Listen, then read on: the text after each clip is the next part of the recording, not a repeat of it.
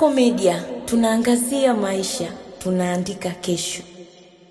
Jeshi la polisi mkoa wa Mwanza linamsaka Emmanuel Daniel Mabura mwenye umri wa miaka 33, mwendesha pikipiki maarufu bodaboda na mkazi wa mtaa Mhandu Kisiwani wilaya Nyamagana kwa tuhuma za mauaji ya Musa Juma Saidi mwenye umri wa miaka 34, mkulima na mkazi mtaa wa Maswa Magharibi kata Mhandu aliyeuawa na kuchomwa na kitu chenye ncha kali shingoni baada ya kuzuka ugomvi baina yao.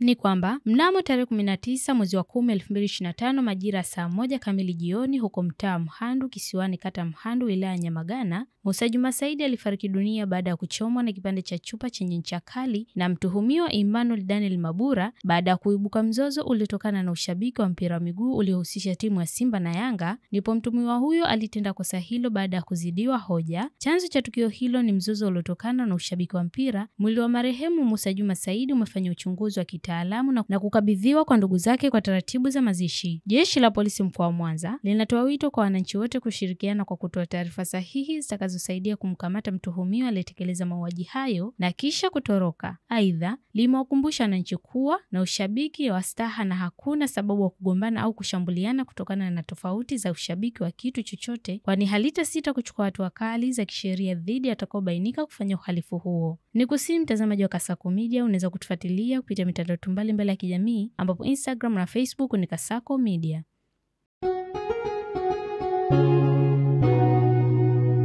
Kasako Media, tunaangazia maisha, tunaandika kesho.